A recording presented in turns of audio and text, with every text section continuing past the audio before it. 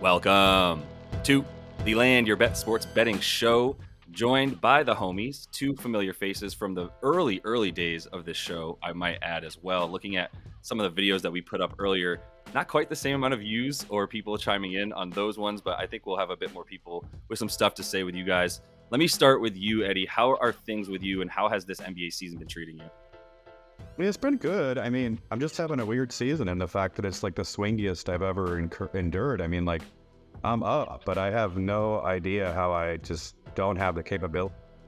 Medium-sized winning or losing season. Like every week is like great.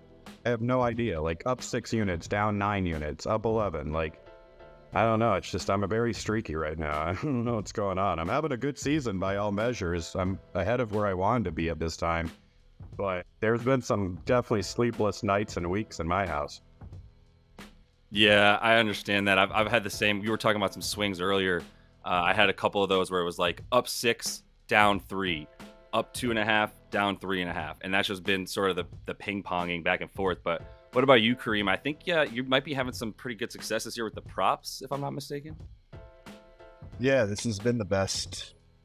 This has been the best season of any sport I've ever had so far. I've actually I've been quite pleased with it. It's been kind of a pretty consistent one, knock on wood too, and just kind of trying to keep accounts alive at this point. So that's where I'm at. Yeah, It's been mostly props too, like sides and totals have been really stagnant. So,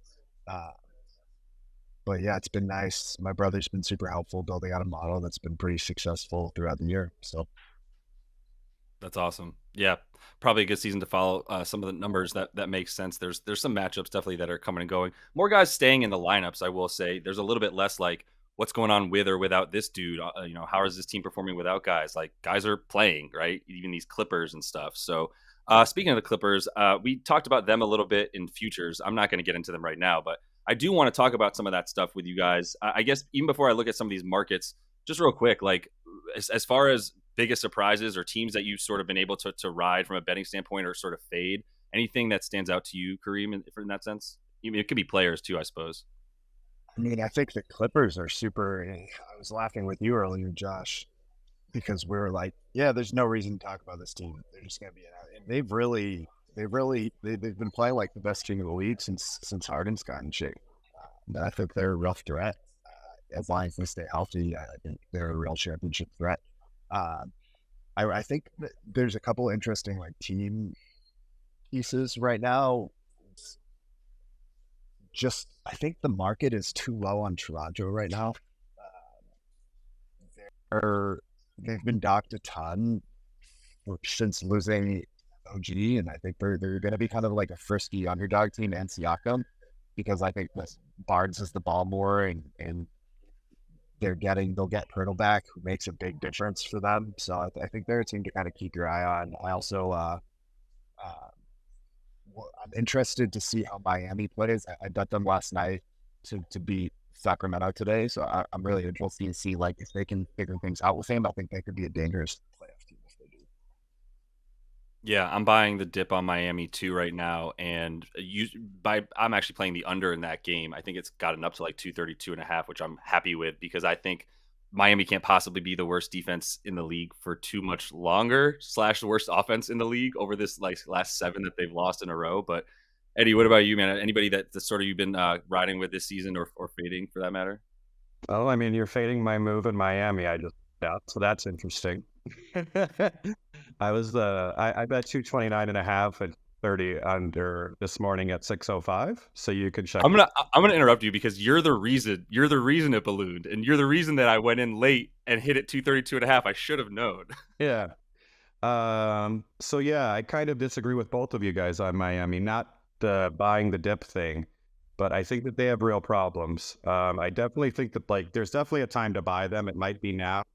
I think until they figure out how to interact Rozier and have Jaquez, you have then Hero and Robinson. You have too many bad defenders. So I just don't know what they can do. I'm sure Spoelstra is going to figure it out if anybody's going to figure it out. But in the short term, I just don't know how to figure out that lineup. I mean, Sacramento on the road is never a bad idea to fade, obviously.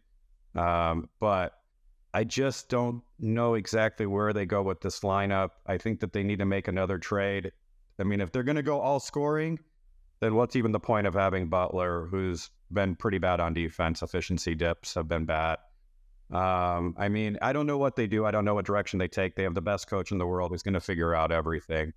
And I'm not worried about that. I just don't know if I can consistently back a team that really doesn't have identity right now. And if there's any team in the league that's really weird identically right now, it's them.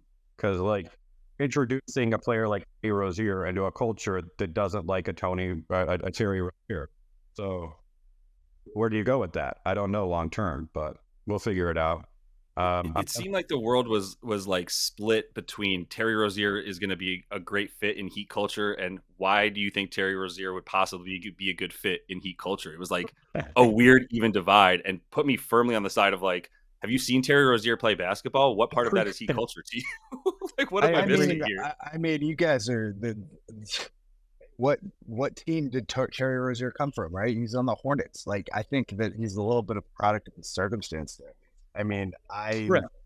Rozier wasn't like a huge liability defensively when he was playing in Boston, and I think in that environment, it's very possible that it's in way worse than Lowry on the defensive end of the court. Like, obviously, it's going to be a little worse, but I, I'm not.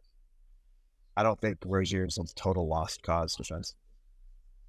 I don't think that's the Not case. lost I just cause. think we have Hero, Jaquez, Love, and Rozier on the court at the same time on Saturday. That can't happen. Like, I mean, like you're not going to be able to stop anybody, including the Knicks, from scoring 120 points when you have that. I think So they can. I I don't don't know. think Hawkeyes is necessarily a huge defensive negative or liability. I No, do think Spolster will like. He's gonna. They might go zone, stick Bam in the middle. I think it's I think there's solutions there with those guys. there are the last thing I'll say on the Heat, and we'll move on, is just like Jaime Jaquez and Jimmy Butler do the same things. That's a problem in and of itself, because Jaquez has not been effective at all when Jimmy Butler is in the game, and that's a direct result of being in the same places, not necessarily needing the ball, but being in the same places on the court, which is basically the wing out from the 3 point line all the way into the basket. So, Jimmy yeah, Butler also moving past the doesn't Heat real care. quick. Yeah, no, that's another point. He is loafing around big time, pulling some weird shots, and just, yeah, the effort is weirdly not there. Now the rumor mill is starting about Jimmy Butler trades, and the Knicks are the favorite to land him in this really made up rumor mill. So let's move past that. Except for, actually, I don't really want to move too far past it, because I want to know if you guys have anything futures wise. I know that while we're in that division real quick of the Atlantic, which is Heat up, or I guess tied with the Magic now, 24 and 23, both of those teams with that losing streak, which is wild. The Hawks are just sort of lingering around at 4 games back in that weird division. We both have the Magic 10-1 to win that division, Kareem, and with them getting healthier and healthier now, I think that's still a great, looking better every day, right? Yeah, I mean they've hit some stumbling blocks recently, and I think that's kind of a weird team with Fultz back, because Fultz and Suggs don't necessarily coexist super well. But I don't know. It's a shit division, so yeah, I wouldn't touch anything. Fair. That's a fair point. A one Yeah. Do you division. guys have any? Go ahead. I like the Cavs still. I think I don't. When they're getting really healthy, right? They found their regular season form, and I think Milwaukee could really struggle. Like, I don't think Doc Rivers is gonna be the solution to all their problems. It's one of the worst ATS teams in the league. They'll get a harder schedule here soon. I think Cleveland could blow by them, frankly, and they're like plus 270 right now. Yeah, You can get 275. them 3-1. Yeah, I don't like anything about Milwaukee, and the fact that like Clyde Rivers is going to save a 32-11 team or is just like the most ridiculous thing ever. I don't have any faith in anything whatsoever. I mean, they're at cap, so this is their team. You're not going to get anybody else in there. Cleveland has plenty of space. They can add somebody. I mean, if they wanted to. I like their roster the way it is. I don't think they need to make any moves. I mean, they need a better coach. I hate Bickerstaff, but I agree with you. I think Cleveland is the team to beat in that division. I agree too, except for we have Evan Mobley coming back, and I don't actually know what that means necessarily. Like, you can just assume that that means, okay, great, we're better and better down low and better, but they're the number one defensive team basically, outside of the Knicks with OG Anunoby, which is a cheat code. And when they get Mitchell Robinson back, wild cheat code. But for now, like that is with Jared Allen playing probably above his pay grade and the best he's ever played. Are you not at all worried that Evan Mobley comes in and re-disrupts all of that chemistry? I mean, he played fine the other night. I don't know. I mean, they have a lot of history together. Garland's coming back tonight, which is more of a concern on that front. I kind of liked what they were doing with the point guard position more than what they're probably going to do with Garland. Takes a lot of unnecessary shots, and I don't know. He's kind of turnover prone, doesn't play great defense at times. I like him overall. I mean, he's a plus player in my mind, but I don't know. I mean, if you're talking about where there might be some regression, I'm more worried about Garland than I am worried about Mobley. Kareem, you're nodding your head. That's how I, you feel. I just really agree with that. I think they were using Jared Allen a bit as a facilitator recently, which I thought was, you'll see less of that with Garland back. Uh, you'll have more like Garland. I don't know if he's a great defender. So, and like you're taking the ball out of you taking away those Allen actions, and also like Donovan Mitchell having the ball. So it'll be interesting. I think their potential is higher, but also their flow probably lower with Garland. Just they've been playing so well. Yeah. Well, let me ask you, as someone who does this for a living, the ticket that we talked about earlier on the previous show about the Cavs was like plus 215 or so to win the division. By the time we were talking about it, at points it had been like 285, whatever, and kind of went down as people like yourself were hitting it. So now it's at a place of like you can actually get it at plus 310 right now on DraftKings. So I'm wondering, like, with the sort of stock market style, of fluctuation that we have in these markets throughout the whole season, is 3-1 a good time to hit the Cavs when they're 2.5 games back of a team that we don't know how it's going to react to Glenn Rivers or what, right, being the coach on the sideline there. Yeah, I think it's a really good price. Yeah. Yeah, I'm with it. Yeah, I don't care about the Garland stuff as much. So, before I just kind of go to another division, do you guys have anything that sticks out to you while we're talking about division or conferences or even obviously championship markets in that one of those three? Yeah, I mean, like, I don't know if we're talking about all divisions, but I really want to find a way. I still think the New Orleans minus 140 to win the Southwest with what's going on with Dallas is ridiculous. I mean, like, Dallas is just pulling a Dallas. Like, they're resting literally half their team, and we're not even out of January, for God's sakes. Like, this team is the most unserious organization I've ever seen in my life. Like, Kyrie has a sprained thumb. He says he's fine to play the next day. Now we're on 6. Like, Luka's just taking random days off. What are you gonna do with this team? I mean, and then, like, if all else fails, at least you have Jason Kidd to bail you out, right? I mean, the worst offensive mind from the NBA. So, I mean, I don't know. I mean, like, maybe you can make a case for Houston as a really long shot, but like Dallas is funky right now. Jason Kidd is actually the root of a bunch of the problems, much less the offensive strategy. If you listen to his post game conferences, they're all like, "You guys never say anything nice about us," and it's just like love and positivity, man. And it's like love and positivity. You can't protect the rim for nothing. What are you talking about? I want your. So that's the part of the problem. Why do you think guys don't take it seriously? Their coach barely takes it seriously. It seems like. So You're I agree with put that. my coaching hat on, but just like the Get in absurdness here. of some of like what made Jason Kidd qualified to be a coach. Literally, he was a player. Like there's nothing, man. They just hand out these jobs that people work their whole lives for to someone who's never done it and expect it to go well. Like it's crazy. But yeah, I love that. That was actually what I was going to mention. That is New Orleans minus 140 to win that division. I mean, I don't love laying minus money for a long period of time. It's loose better ways to invest your money, but it's New Orleans should be, I would say, minus 250 to win that division. And I think the point that you're making is like if you have a ticket that's minus 140 that you're confident is going to surge downward to minus 350 before too long, then it is a good price, right? Yeah, I mean, it's yeah, definitely it's just a positive. matter of, You don't want to tie up. Most people don't want to tie up cash, but I mean, like, if you have a good credit account where you know you're getting paid, never have a problem. Not I want Kareem and your guys' take on this one though. Who's gonna win this? Who's gonna win this division with Denver, Oklahoma City, and Minnesota? That's the toughest division. There's some real legs to it. Think about it. Like there's some real legs to this. So like I'm just gonna go out and say like personally I don't believe in Minnesota, okay? Like I just don't believe in the coach. I think that they don't space well and they're one injury away from having no bench, no depth, and no cap space. Okay. Oklahoma City has tons of cap space and Denver. Are you ever gonna find a time in your life where you can get Denver at plus 125 with Jokic ever again to win a division at this late in the season? And is it a good price? I don't know. I would caution against betting Denver to win the Okay. division. They're just not. They don't have depth, and we know depth at this phase of the season is going to be super important because anytime any of those guys are nicked up, you're going to need more from your bench. So, like, if your best bench player is Reggie Jackson, I don't think that's a great place to be. I do agree with you, Eddie, that I think Minnesota is. I mean, I just don't. I just see some regression there. I just don't really trust. I thought that was it's a really weird vibes team. I'd take my analytic hat off for a second. Just everything that happened with Cat scoring 60 in a loss, how they're responding to that, it's just very bizarre to me.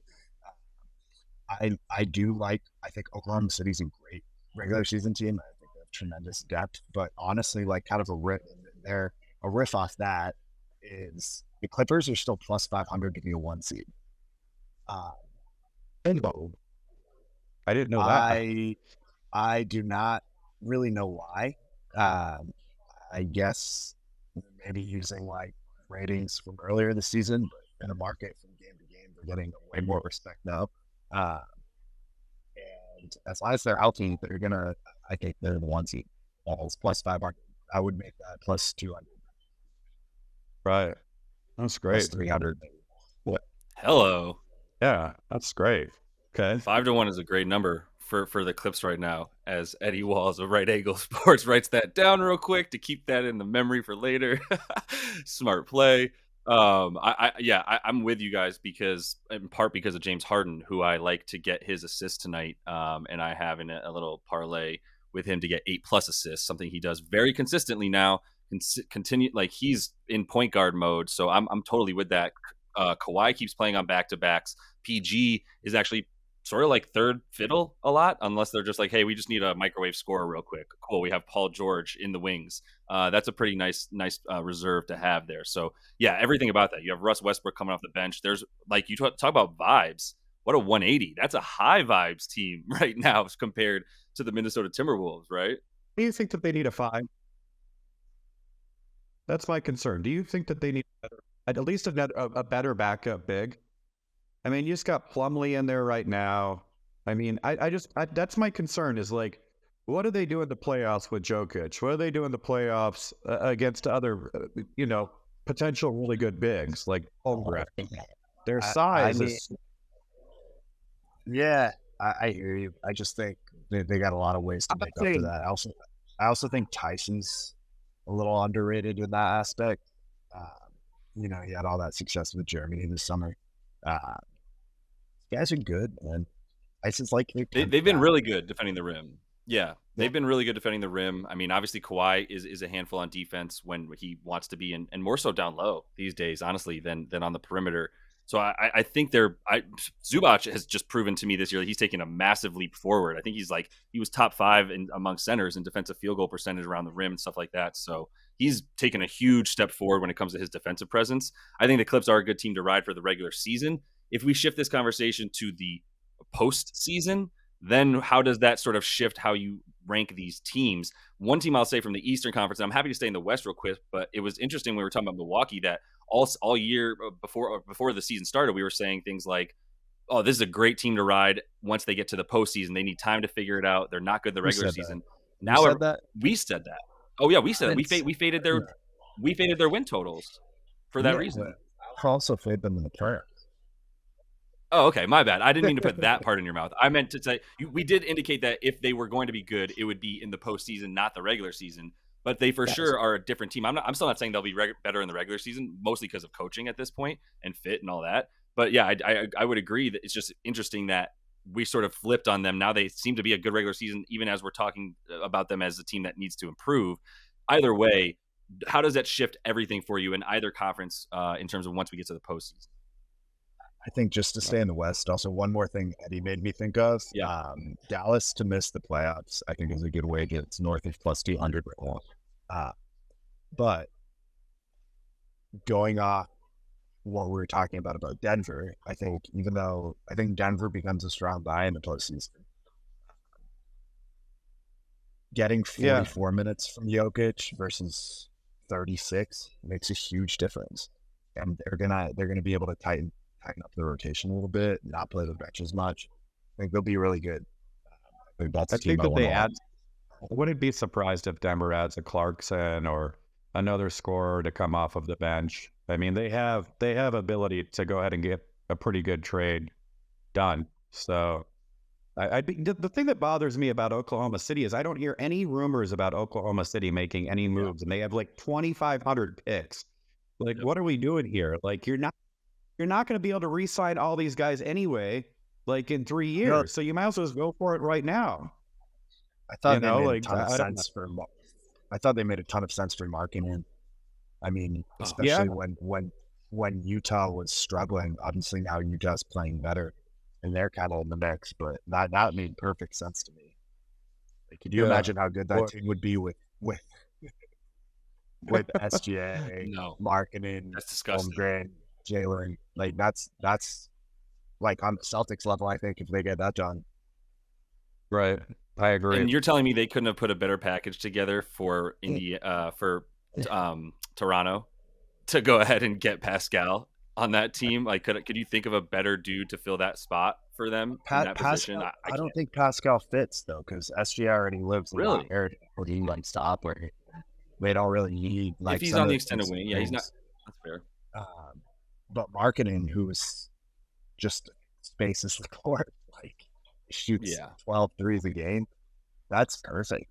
I mean, I don't know if You can't Utah's name a willing to. team that Markin is not perfect for. Yeah, So, yeah, yeah, I feel that. I right. mean, Eddie, anything, yeah, in terms of the playoffs, like, are you on teams like you're saying with OKC? You think they need one more piece to be Yeah, able to compete once they get to the postseason? So, how does that shape the West for you? yeah. They're not serious contenders in the playoffs for me. I think that they're just a little bit too young. Well, I mean, they're a lot too young. I mean, Chet's going to develop for sure, but I mean, none of them have experience in a 7-game series. That's a tough sell for me to think that they're going to do anything. What has Minnesota changed from last year? I mean, okay, so Gobert's healthier. Like, other than that, I really don't see it. So you have like slow-mo coming off the bench. Town still doesn't create any space. Edwards makes another step that gets somewhere to maybe the second level. Um, yeah, I don't know. Sacramento's regressed terribly this year. I don't even know where they're going to be at by the end of the season. There's something wrong in that situation. I don't know what it is, but it's the same exact team as last year, and they're just not anything like last year. Who's their I think best that maybe, defender? I mean, Harrison Barnes, Keegan Murray. Sabonis plays good D too, don't you think? I mean, Sabonis could bang around with them pretty good. I Just don't, problem is alligator arms. Can't really get many blocks that way. yeah, And I agree with that with the Kings, and they should have been making a move. They've been like holding certain guys on a pedestal that don't deserve to be there, that they want to keep in town. And now they're reaping the benefits of that. You didn't upgrade from a Harrison Barnes, and say what you want about Keegan Murray. I guess if you're holding on to him, then everybody else who's not named him, like a Davion Mitchell, hell, Kevin Huerter needs to be on the block if you're serious about improving. And I know he's a fan favorite and Red Velvet and all that, but there's like too much sort of like nostalgia or weird like love over affinity for your players that is keeping them from improving. That's my problem with Sac, and I'm saying that from a place of frustration with a 10-1 ticket that I was really confident in until the Clippers decided to be so good. So yeah, as far as that conference goes, like I am on the same page of waiting for the postseason to start or right before it and going like, wonderful. Let me get all these Nuggets tickets together like I did last year, where I just kept hitting them to win the chip during the playoffs at 2-1 or better throughout the playoffs when people were watching them do it. Did you guys watch the Bucks Nuggets game the other night? Because the one I was point I'll there. say is That's the Nice. The contrast between a team that relies on two guys to do everything and a team that just knows where the other guy is before he's even in that spot, night and day. It's almost like this is a team sport. yeah, yeah. Milwaukee continues to prove to me that like if you shut down one of their players, they really don't have an answer. Like it's just that's the way it's to be until they figure it out. I don't know when they figure it out, but I can't take them seriously currently in the East. I like Cleveland. I like Boston, but I don't like Boston in the playoffs. Only, I don't mean to upset you, Kareem. This is very sensitive for you. I just don't like Udoka in endgame situations. He coaches poorly, and I mean that you're going to have a lot of those in the playoffs.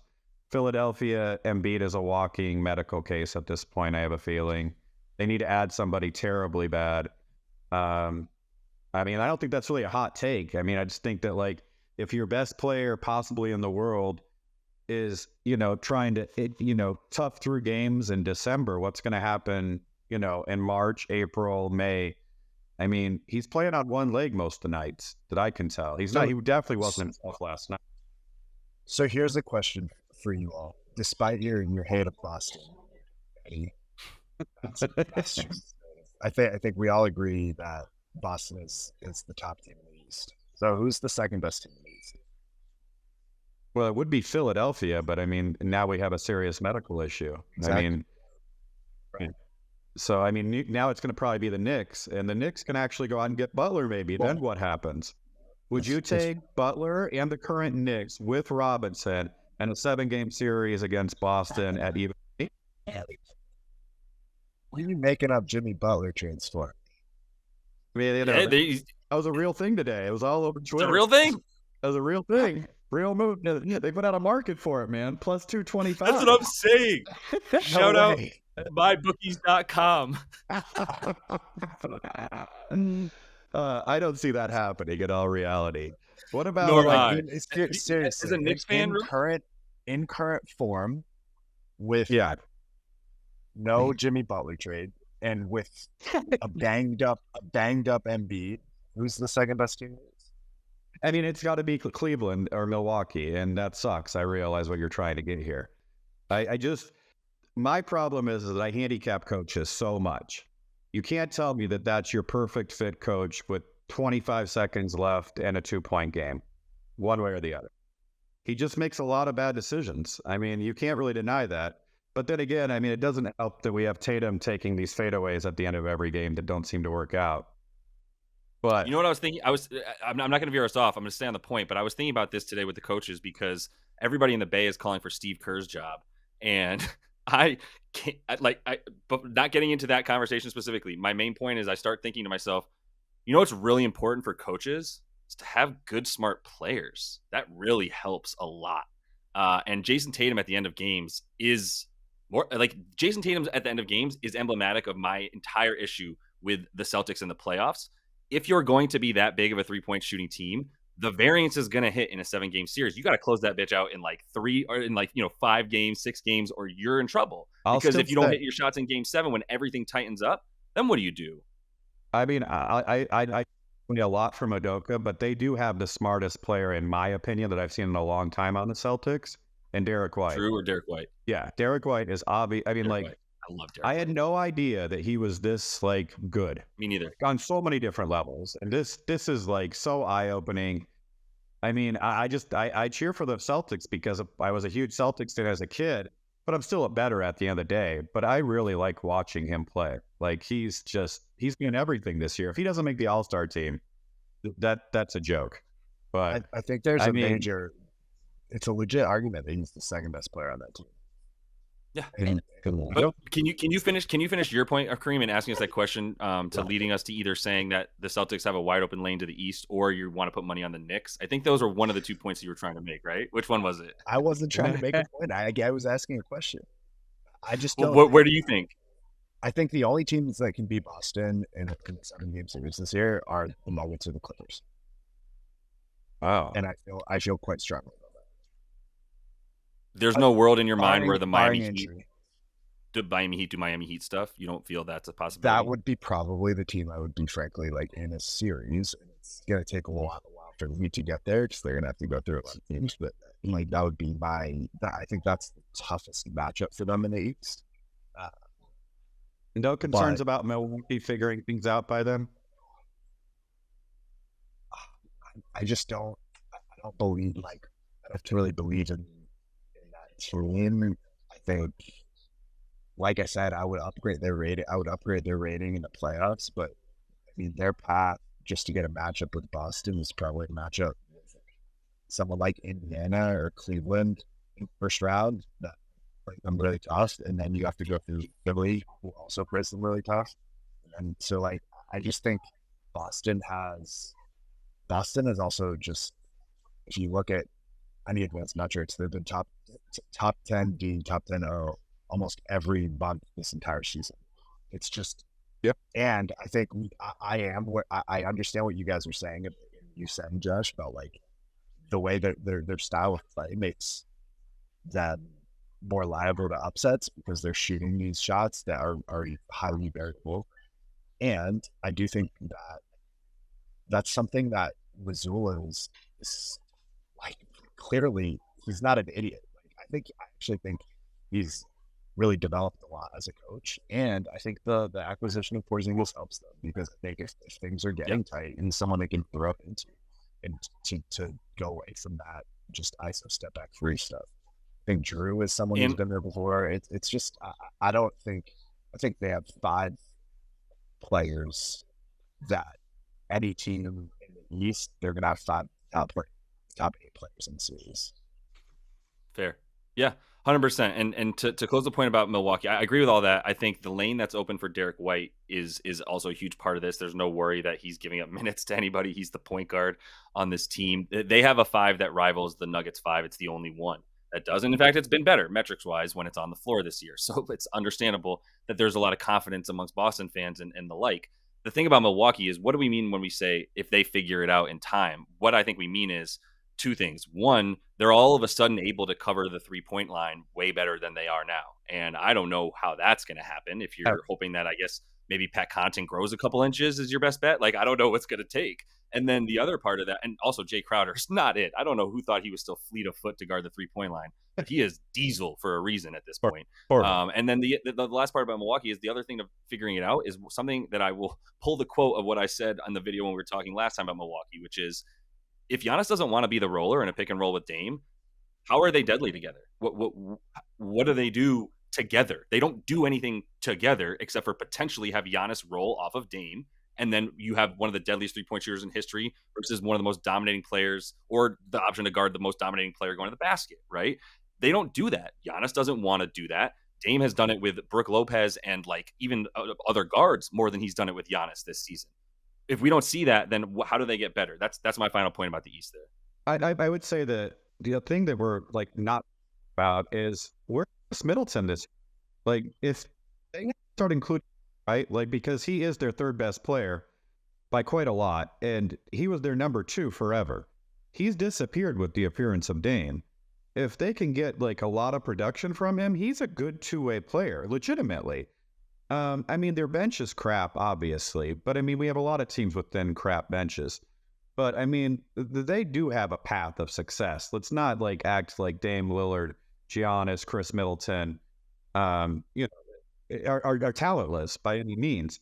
They now have a really weird situation where they have a coach that's going to make them play defense. That's not going to work out, in my opinion. It might work out in the playoffs, but during the regular season, what are we even talking about? Like, it's just not going to, you're not going to do like the fact that they fired a coach because their defensive rating was bad when they did everything they could to get Dame Lillard and Michael Beasley on the court at the same time is like the craziest thing you've ever heard of. Like, so I don't know what the direction is, but I mean, there's definitely a path of success for them.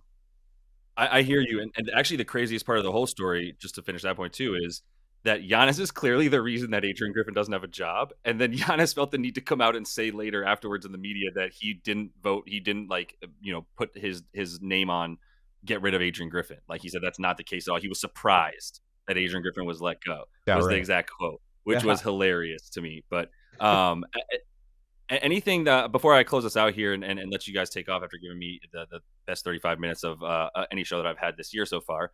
What do you feel about any of these individual awards markets? Anything that you're looking at maybe taking advantage of right now or in the near future? That's Kareem's job right there. I just don't know if right now one thing I've just been keeping a pretty close eye on is the most improved player market. Maxi's like minus 300. I mean, if that team starts to struggle without Embiid, or frankly, like his numbers have dipped recently, anyways, who does that He's missed open the 3 door games. for? What's Yeah, going on with that? Does anybody know what that injury is exactly? Because I watch every Philly game just about. And I mean, like, they just fell off a cliff all of a sudden with these injuries. Like, I don't know what's wrong with him. Like, it says ankle, but I didn't see an ankle injury. He never left the game early. So, like, is Hmm. this a phantom injury? Arrest him? I mean, is that real? Like, I'm Yeah, I concerned. have no idea. There's no there's idea like a either. few there's a few numbers just and I don't know, Eddie. I just think that is a cause for concern. And like for anyone to be minus 300 in the awards market this early in the season before the All-Star break, Oh, you have to look at other options.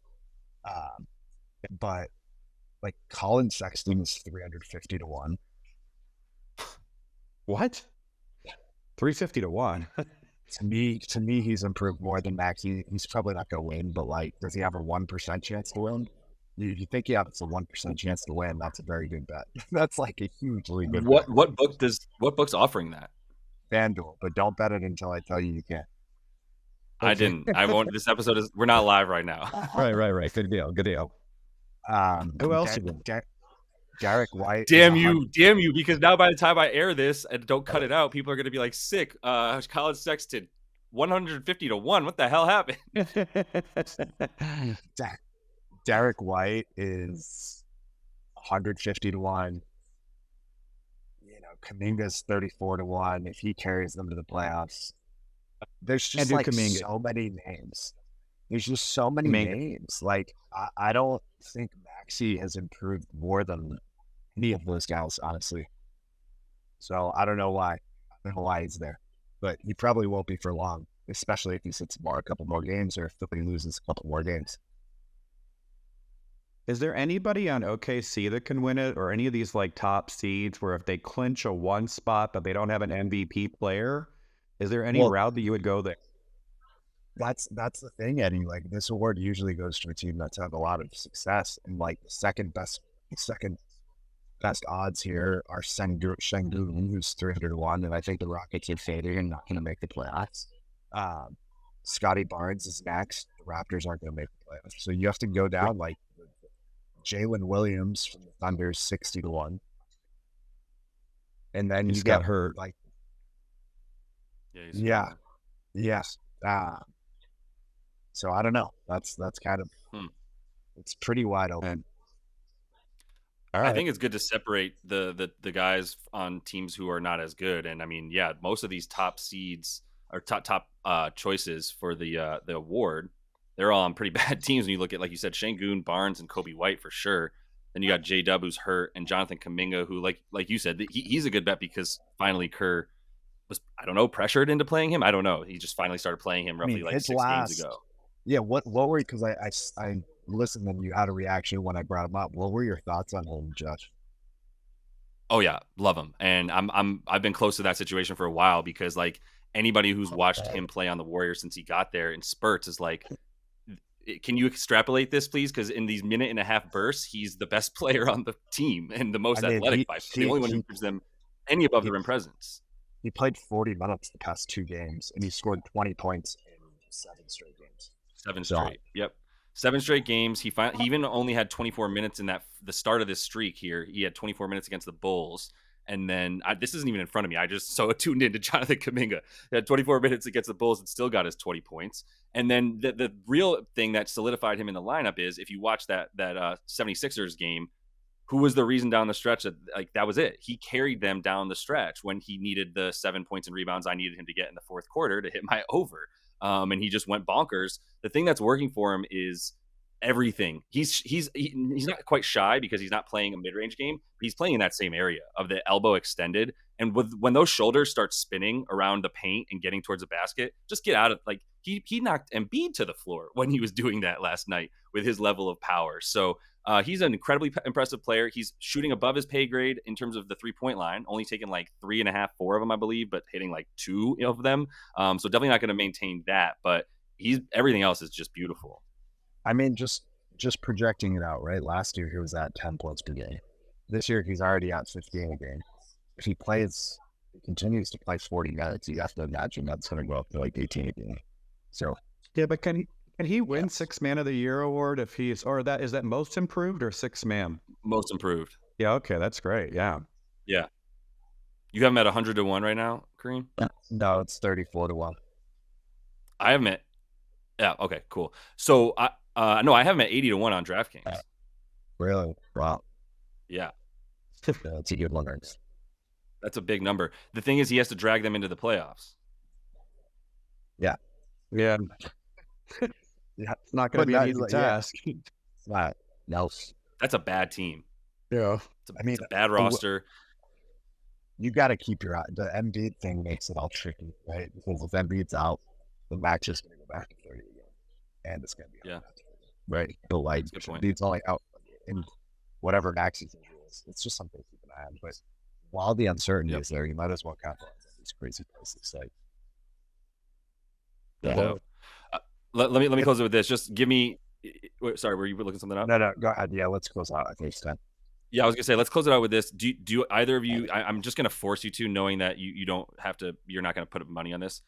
An MVP right now, like who's the best play, even if it's not necessarily the most likely to win the award, obviously. Well, I think it's got to be Jokic now that Embiid's not really going to be eligible. Okay. It's kind of, I mean, there's no, I mean, like, then again, I mean, Jokic is missing tonight, but I hear it's not serious. Is there anybody else that's really a true contender that you could put money on that you can feel confident in? I know the SGA is third, but I mean, he's not getting enough TV time. He's not recognized as a star quite yet. Giannis's numbers and efficiency have fallen way off. So I think it's so the two guys I want to ask you about how let me ask you this way: what happens in what world does Anthony Edwards or Shai Gilgeous win that award? Because you have two teams that are fighting for top four seeds in the West, and those are the best players on those teams. Jokic misses 20 games. I mean, I really don't know. Okay. I don't know. I Copy mean, that. Giannis gets injured and Jokic misses 20 games. Because, like, I just don't think the voters are going to give the award to a dude out of Oklahoma City that they've probably watched 20 minutes of. I mean, I don't know. Yeah, I hear you. It's saturated, but anyway, guys, I appreciate the time here. We definitely at least know some of the stuff that we're thinking moving forward. And, some way I'll figure out a way to get you guys on a show to put out a bet before it's nuked. We'll figure it out. I don't know. This is still a growing industry. So appreciate the time as always, though, fellas. Continue to follow along, everybody. We'll just close out with that. Obviously, love everybody subscribing to the page coming through. We have got some pretty intelligent conversation here. I hope you enjoyed it. And until we see you next, happy betting.